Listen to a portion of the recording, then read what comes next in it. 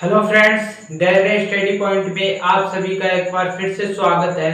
यदि आप इस YouTube चैनल पर नए हो तो इस YouTube चैनल को आप सब्सक्राइब भी कर सकते हो।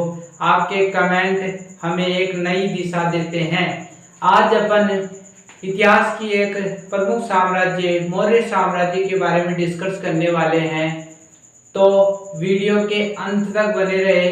इस मौर्य साम्राज्य के बारे में अपन सबसे पहले मौर्य साम्राज्य के जो इतिहास को जानने की जो स्रोत है उनके बारे में डिस्कस करने वाले हैं, और उसके बाद अपन मौर्य साम्राज्य के संस्थापक चंद्रगुप्त मौर्य के बारे में अपन चर्चा करेंगे।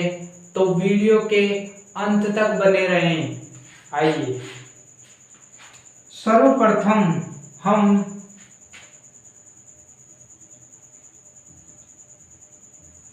मौर्य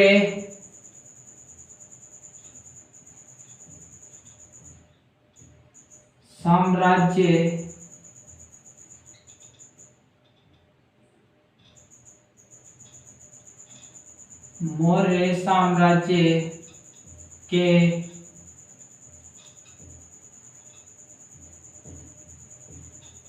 इतिहास को जानने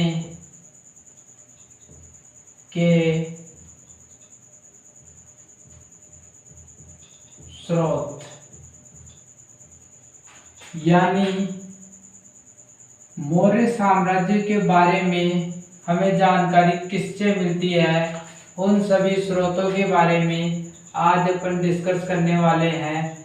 काफी विद्वानों ने अपने अपने अनुभव के कारण कई स्रोतों का निर्माण किया, कई ग्रंथों का निर्माण किया है। उन सभी ग्रंथों की अपन चर्चा करने वाले हैं। तो सबसे पहले कौटिल्य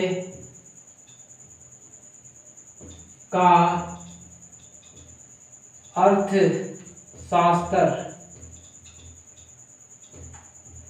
ये महत्वपूर्ण ग्रंथ माना जाता है क्योंकि जो कौटिल्य थे वो चंद्रगुप्त मौर्य के गुरु थे, और चंद्रगुप्त मौर्य मौर्य साम्राज्य के संस्थापक भी थे।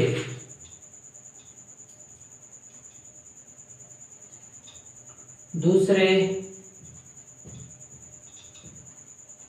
सोमदेव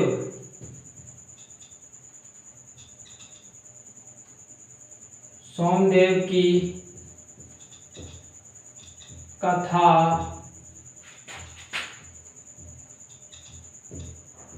सरिता सागर,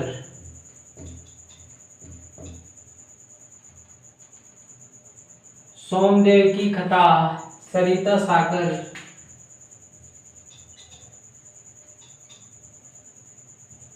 भद्रबाहु द्वारा रचित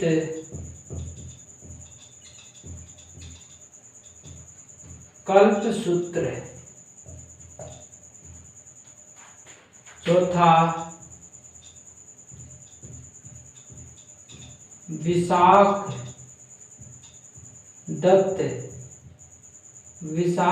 द्वारा रचित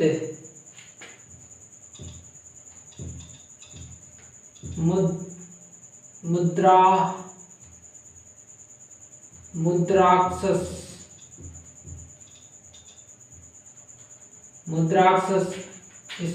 इनका प्रमुख ग्रंथ था विशाख दत्त का। पांचवा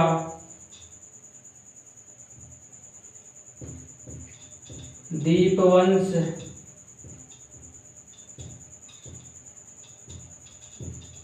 महावंश की टीका, यानी टीका लिख दो या महावंश टीका। छठे यानी यूनानी यात्री आए थे, उनमें उन्होंने भी अपनी यात्रा वृत्तांत सुनाया था। यूनानी यात्री जिसमें स्ट्रेबो,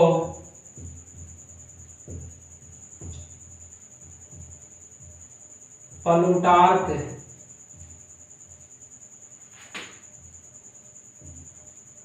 जस्टिन आदि ये, और सातवें में चीनी यात्री आए थे, चीनी यात्री, जिसमें फाइयान, इसको अपन ऐसे भी लिख सकते हैं, आधा है यान, फाइयान। इसके बाद हेवेन सांग, हेवेन सांग, इसको अपन ऐसे भी लिख सकते हैं, आधा है वे न सांग।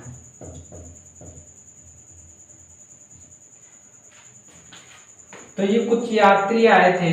इसके बाद में अन्य में अपन आ जाते हैं। अन्य में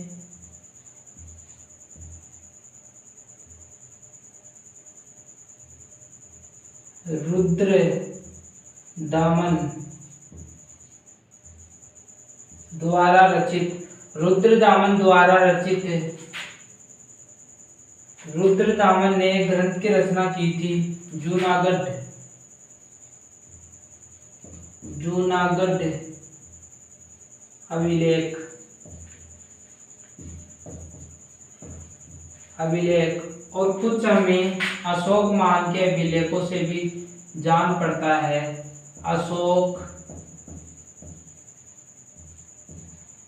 महान, इनके आगे लगाया जाता है, अशोक महान के अभिलेख, जो हमें अभिलेख, जो हमें प्राप्त, जो पुरातात्विक स्रोत हैं और उनकी खुदाई पर हमें ये मालूम पड़े हैं। तो दोबारा से मैं रिपीट कर देता हूँ कि कौटिल्य द्वारा रचित अर्थशास्त्र, सोमदेव की कथा सरिता, भद्रबाहु द्वारा रचित कल्पसूत्र, विशाख दत्त द्वारा रचित मुद्राक्ष, दीपवंश, महावंश, टीका। यूनानी यात्री, ये यूनानी यात्री भारत में आए थे, जिसमें यूनानी यात्री प्रमुख थे स्ट्रेबो, प्लूटार्क, जस्टिन, ये आए थे। यहाँ के जो जैसी भी स्थिति थी उसका वर्णन अपने ग्रंथों में किया था। चीनी यात्री आए थे, फाइयान जो महत्वपूर्ण यात्री थे, हेवेन सांग, हेवेन सांग तो यहाँ पर जो नालंदा विश्वविद्यालय था, नालंदा, नालंदा जो विश्वविद्यालय था, विश्वविद्यालय था, वहां पर इन्होंने संस्कृत, संस्कृत जो भाषा थी उसका अध्ययन किया और यहाँ के ग्रंथों को अपनी भाषा में कन्वर्ट करके अपने साथ में ले गए थे। और इसके अलावा एक और था हित सिंह, हित सिंह प्रमुख यात्री था, हित सिंह, यह भी चीनी यात्री था। इसके अलावा रुद्रदामन का जूनागढ़ अभिलेख, यह भी एक प्रमुख अभिलेख माना जाता है। तो जो कंपटीशन की एग्जामें होती हैं उनमें से यहाँ से भी क्वेश्चन उठते हैं। आपको ये पूछ लिया जाए कि अर्थशास्त्र के रचयिता कौन थे, तो कौटिल्य आएगा।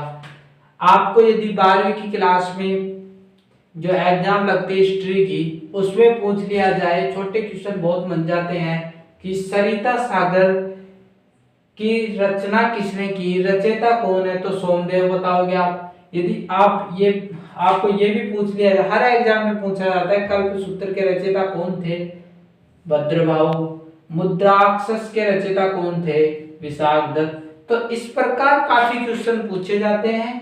आपको इसी तरह कंपटीशन के एग्जाम हो, चाहे आपकी 12वीं की एग्जाम हो या कोई अन्य एग्जाम हो, आपको इसी तरह सब चीजें आपको याद रखनी होती है। अब इसके बाद जो मौर्य साम्राज्य में जो प्रमुख शासक हुए उनकी चर्चा करेंगे, जिसमें आज अपन जो चंद्रगुप्त मौर्य है, एक महत्वपूर्ण शासक हुआ जिसने मौर्य साम्राज्य की कीर्ति को बढ़ाया था। तो आज उसी की चर्चा करेंगे। तो चंद्रगुप्त मौर्य,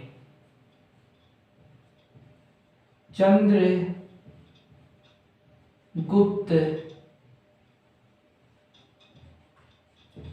मौर्य,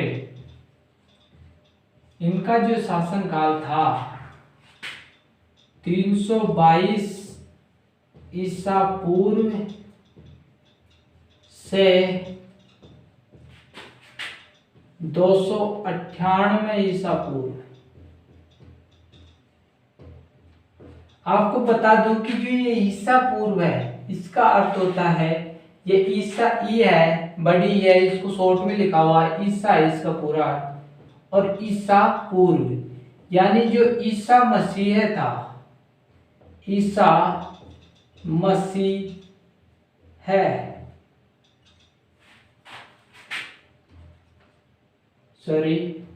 मसीह है, इनके जन्म से पूर्व जो घटनाएं घटित हुई उनको ईसा पूर्व में लाया जाता है। तो मौर्य साम्राज्य में जो भी घटना घटित हुई थी वो ईसा मसीह के पूर्व में घटित हुई थी।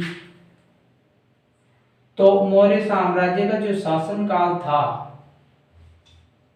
वो 322 से 298 ईसा पूर्व रहा। यदि आपको कोई एग्जाम में पूछ लिया जाए कि मौर्य जो चंद्रगुप्त मौर्य था उसका जो शासन काल था वो कब से कब तक रहा, वस्तुनिष्ठ प्रश्नों में दे दे तो 322 ईसा पूर्व से 298 ईसा पूर्व कर देना। तो सबसे पहले इसमें अपने एक पॉइंट बनाएंगे, मौर्य साम्राज्य की स्थापना, यानी मौर्य साम्राज्य की स्थापना किस प्रकार हुई, किसने की, वो सारी चीज देखने वाले हैं हम। यानी जो मौर्य साम्राज्य की स्थापना किस प्रकार हुई, मैं आपको बता दूं कि चंद्रगुप्त मौर्य ने अपने गुरु, इनके गुरु को नाम विष्णुगुप्त,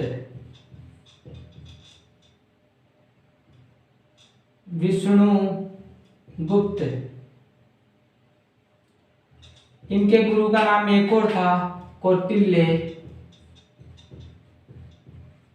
इनके गुरु का नाम एक और था चाणक्य। तो ये तीन नाम थे इनके गुरु के। आपको एग्जाम में किसी भी प्रकार से पूछा जा सकता है। इसके अलावा इन दोनों का नाम अधिक पूछा जाता है क्योंकि ये कंफ्यूज कर देता है। तो चंद्रगुप्त मौर्य ने विष्णुगुप्त या कौटिल्य या चाणक्य अपने गुरु की सहायता से नंद वंश के शासक, नंद वंश ये वंश था जिसके अंतिम शासक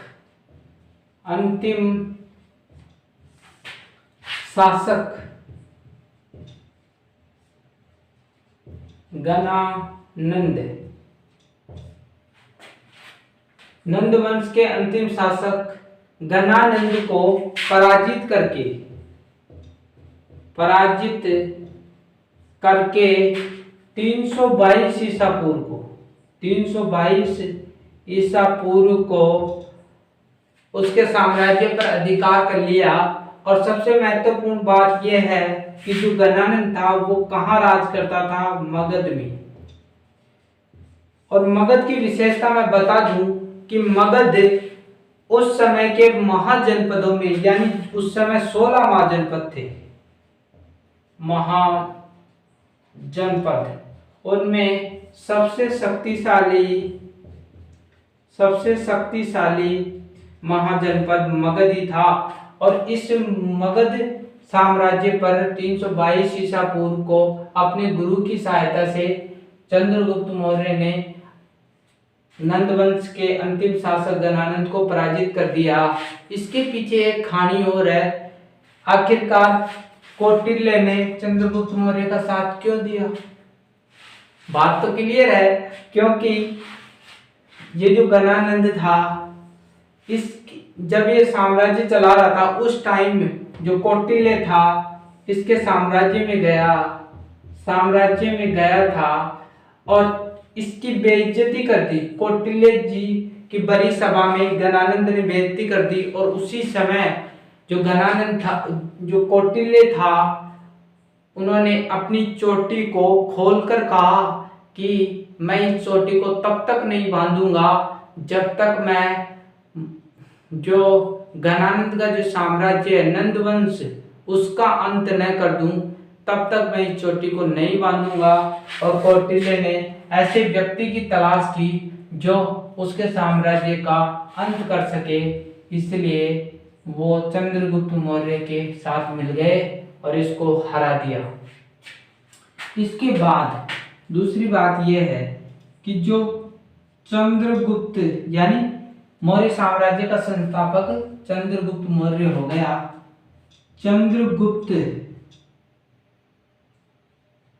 मौर्य, इसमें जो ये नाम है चंद्रगुप्त मौर्य का, इसमें जो ये शब्द है, इस शब्द का वर्णन सर्वप्रथम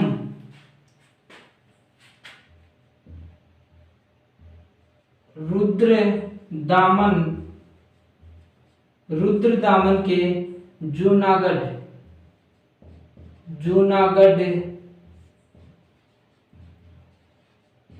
अभिलेख में मिलता है।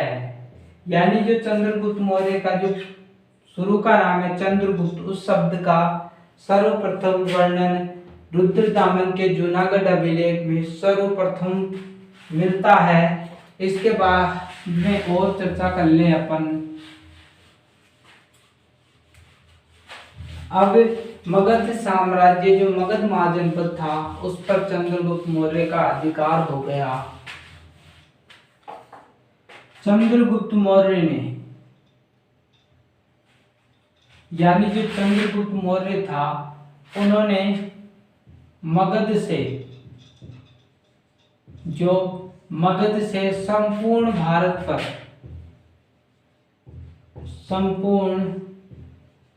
भारत पर अपनी सत्ता को फैला दिया। संपूर्ण भारत पर उसका अधिकार हो गया। और एक यूनानी इतिहासकार कहते हैं जिनका नाम था प्लूटार्क, जिसकी चर्चा मैं पहले ही कर चुका हूं। प्लूटार्क ये कहते हैं कि चंद्रगुप्त मौर्य 6 लाख सैनिकों को लेकर संपूर्ण भारत पर अधिकार कर लिया। ये कथन प्लूटार्क कहते हैं कि चंद्रगुप्त मौर्य ऐसा शासक था जिन्होंने 6 लाख सैनिकों के साथ अपने साथ लेकर संपूर्ण भारत पर अधिकार कर लिया। और ये छोटी मोटी उपलब्धि नहीं थी, क्योंकि जो हमारे राजपूत थे वो जब भी कुछ युद्ध जीत जाते थे तो भोग विलास में डूब जाते थे, लेकिन इनका जब मगध पर अधिकार हो गया तो ये रुके नहीं, बिल्कुल नहीं रुके और संपूर्ण भारत पर अपना परचम फहरा दिया। और अब अपन चंद्रगुप्त मौर्य के जो साम्राज्य विस्तार था, कि चंद्रगुप्त मौर्य का जो साम्राज्य विस्तार था, कहाँ तक उनका साम्राज्य, जो विशाल साम्राज्य था, संपूर्ण भारत पर उसका साम्राज्य फैला हुआ था, तो उस साम्राज्य के बारे में चर्चा कर लेते हैं।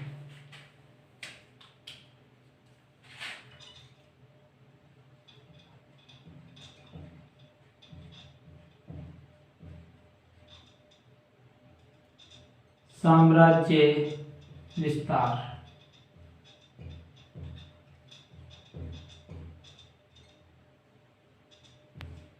इनका जो साम्राज्य था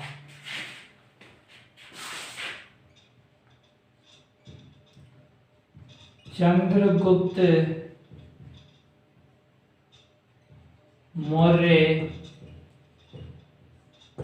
का साम्राज्य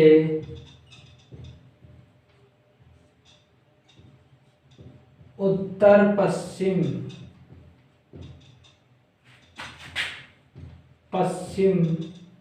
उत्तर पश्चिम में ईरान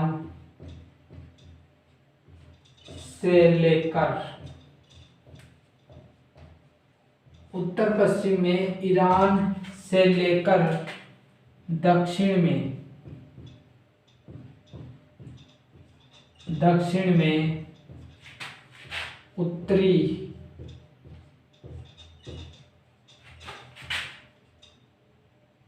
कर्नाटक तक फैला था। यानी ये मान लो कि अपन थोड़ा भारत का मैप बना के इसको समझ लेते हैं।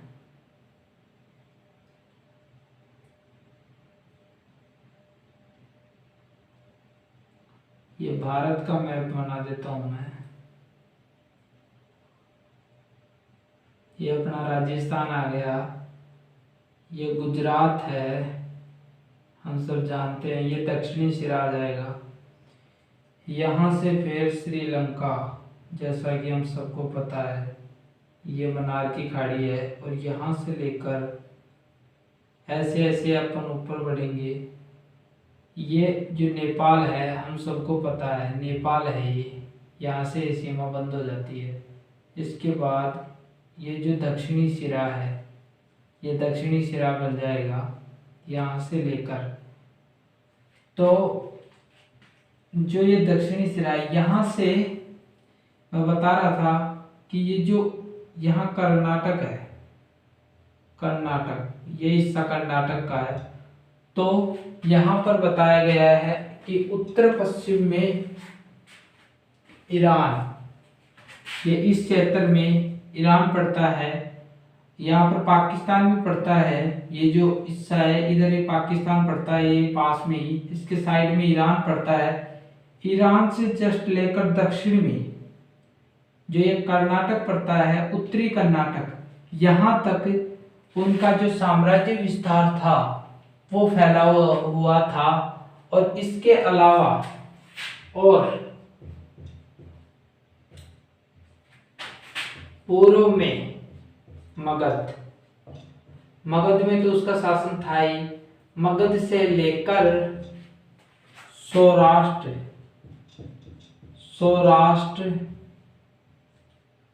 तट तक साम्राज्य फैला हुआ था। साम्राज्य फैला हुआ था। यानी यहाँ से ये मगध है, यहाँ पर मगध पड़ता है, यहाँ पर मगध। तो यहाँ ये पूर्व में पड़ता है, ये पूर्वी हिस्सा ही है भारत का।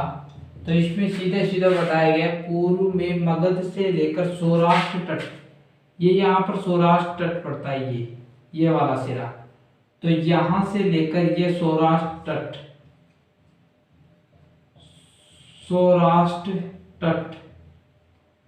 तो आप देखोगे कि भारत को पूरी तरीके से चंद्रगुप्त मौर्य ने पूरी तरीके से घेर रखा था।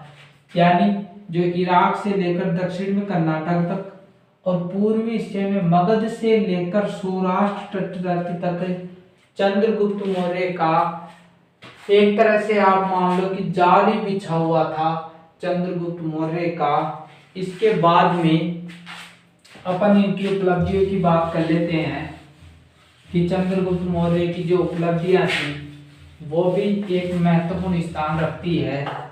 तो इनकी उपलब्धियों की बात कर लेते हैं। उपलब्धियां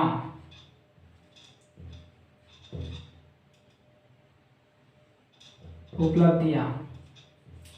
चंद्रगुप्त मौर्य ने सर्वप्रथम उत्तरी पश्चिमी भारत से उत्तरी पश्चिमी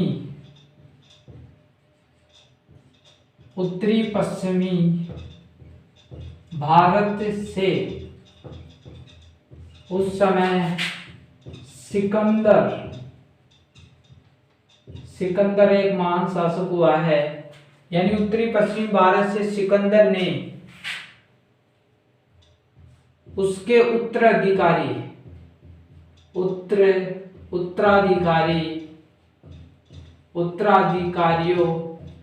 से उत्तर पश्चिम के क्षेत्र को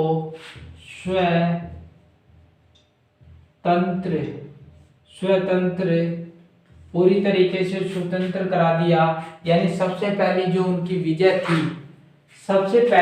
विजय थी वो भारत का जो उत्तरी पश्चिमी क्षेत्र है, भारत के उत्तरी पश्चिम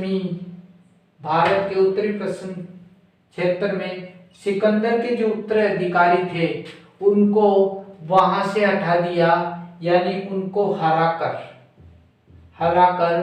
वहां से उसको पूरी तरीके से उन क्षेत्रों को मुक्त करा दिया। दूसरी उनकी विजय नंद वंश का अंत। हम जानते हैं कि अंतिम शासक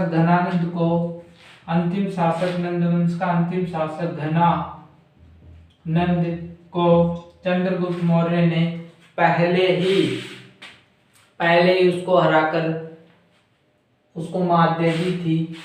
तो वो अंतिम शासक था, तो नंदवंश का भी अंत हो गया, यहाँ पर एक विजय मिली।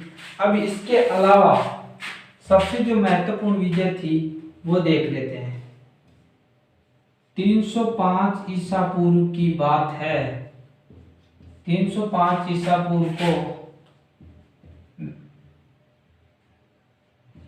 मैसिडोनिया के शासक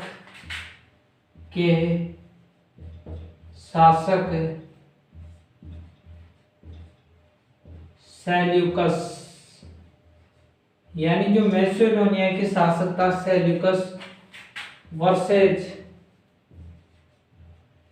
चंद्रगुप्त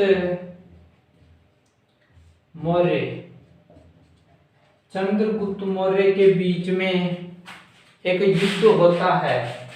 चंद्रगुप्त मौर्य के बीच में युद्ध हुआ जिसमें जो सेल्यूकस था वो बुरी तरीके से पराजित हुआ और इनको संधि करनी पड़ी। यानी जो सेल्यूकस था वो हार गया इस युद्ध में और चंद्रगुप्त और सेल्यूकस के मध्य में एक संधि हो गई। और उस संधि की शर्तें 4-5 शर्तें हैं, उन शर्तों का वर्णन भी अपन कर लेते हैं। तो थोड़ा बहुत इसको मिटा देते हैं, इसको।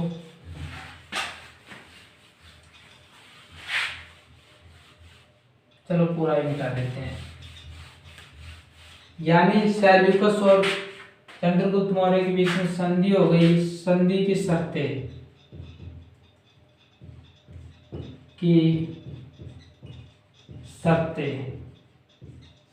पहली शर्तें तो ये थी कि सेल्यूकस ने अपनी पुत्री हेलेना का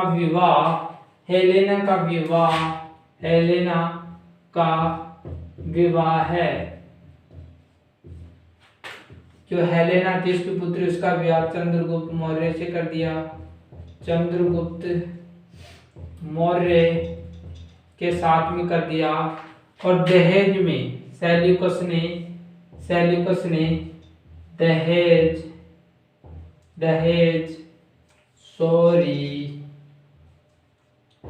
दहेज में कुछ प्रदेश दिए जिसमें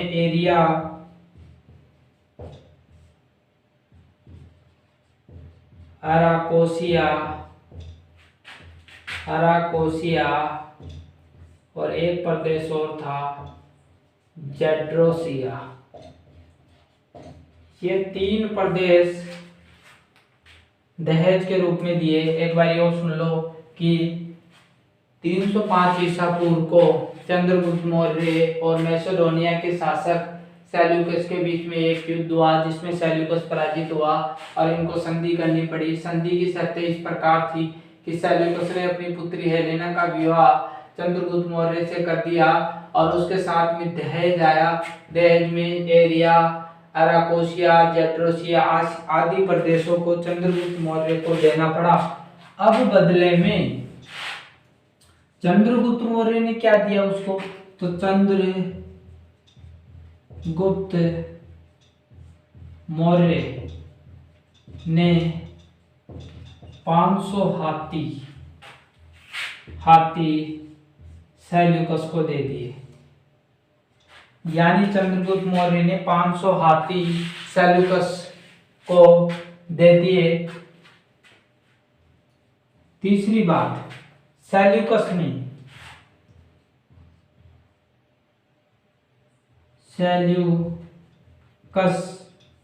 ने अपना एक राजदूत जिसका नाम था मेगास्थनीज चंद्रगुप्त मौर्य के शासनकाल में भेज दिया। यानी उसका जो साम्राज्य था उसमें मेगास्थनीज को भेज दिया। और यहाँ पर इन्होंने इंडिका पुस्तक की रचना की थी, इंडिका पुस्तक। और इस इंडिका पुस्तक में चंद्रगुप्त मौर्य के बारे में काफी जानकारी दी मेगास्थनीज ने, क्योंकि काफी समय तक मेगास्थनीज चंद्रगुप्त मौर्य के दरबार में रहा था। एक बार और सुन लो, सेल्यूकस ने अपना एक राजदूत मेगास्थनीज के दरबार, सेल्यूकस ने अपना एक राजदूत जिसका नाम था मेगास्थनीज, उस मेगास्थनीज को चंद्रगुप्त मौर्य के दरबार में भेजा। वहां पर इन्होंने इंडिका पुस्तक की रचना की। इस इंडिका पुस्तक में इन्होंने चंद्रगुप्त मौर्य के जो साम्राज्य विस्तार था, उसकी विजय थी, उन सारी विजयों की चर्चा इन्होंने इस इंडिका पुस्तक में कर दी थी। ये उनकी मुख्य शर्तें थी। इसके अलावा जो चंद्रगुप्त मौर्य है, चंद्रगुप्त मौर्य के दक्षिण भारत की विजय की सूचना या वर्णन हमें तमिल ग्रंथ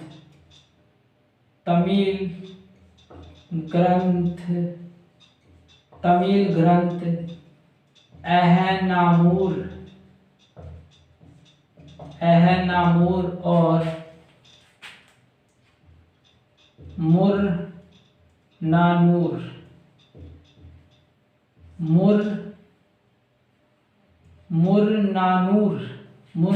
यानी जो चंद्रगुप्त मौर्य की जो दक्षिणी भारत की जो विजय थी, तमिल ग्रंथों में ये प्रमुख ग्रंथ है एहनामुर, मुरनानूर। इन ग्रंथों में चंद्रगुप्त मौर्य की जो विजय थी दक्षिण भारत की, उसकी चर्चा इसमें की गई है। अब इसमें लास्ट टॉपिक हमने, हाँ, ये प्रमुख एग्जाम जो कंपटीशन के एग्जाम है उसमें प्रमुख क्वेश्चन बन सकता है कि चंद्रगुप्त, ऐसे क्वेश्चन आएगा कि चंद्रगुप्त मौर्य की जो दक्षिणी विजय है उसकी चर्चा किन ग्रंथों में मिलती है, तो आप लिखोगे तमिल ग्रंथ। यानी वस्तुनिष्ठ प्रश्नों में आप क्वेश्चन को टिक कर देना कि है ना मूल वह मुरनानूर, ये प्रमुख ग्रंथ थे। इसके अलावा अब उनकी मृत्यु किस स्थान पर हुई थी वो भी जान लेते हैं। चंद्रगुप्त की मृत्यु यानी अपने जीवन काल के अंतिम समय में, अपने जीवन काल के अंतिम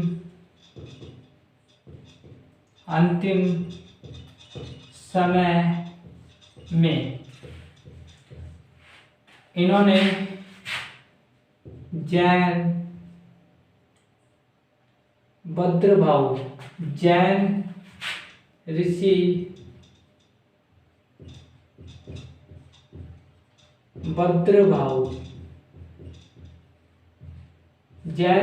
भद्रभाऊ से दीक्षा लेकर जैन धर्म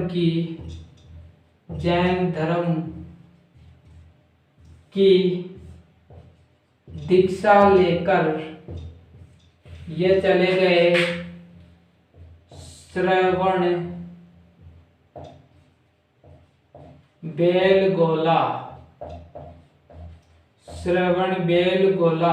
ये श्रवण बेलगोला मैसूर, कर्नाटक में पड़ता है। यहाँ पर ये चले गए और यहाँ पर एक पहाड़ी है चंद्रगिरी की पहाड़ी। इस पहाड़ी पर जाकर बस गए और यहाँ पर उपवास के दौरान 298 ईसा पूर्व को इनका देहांत हो गया उपवास करते करते। तो इनकी मृत्यु अपने जीवन काल के अंतिम क्षणों में जैन ऋषि भद्रभाऊ से जैन धर्म की दीक्षा लेकर श्रवण बेलगोला, जो मैसूर कर्नाटक में पड़ता है, यहाँ पर चंद्रगिरी एक पहाड़ी है, वहां पर उपवास के दौरान फ्रेंड्स 298 ईसा पूर्व को इनका देहांत हो गया और एक विशाल सम्राट का यहाँ पर अंत हुआ, जिसकी चर्चा अपन कर चुके हैं। यदि वीडियो अच्छा लगे तो सब्सक्राइब करना मत भूलिएगा। अपन अगली वीडियो में मिलते हैं। उस वीडियो में अपन इनके पुत्र बिंदुसार और उसके बाद में अशोक महान की चर्चा करेंगे। तब तक के लिए थैंक यू।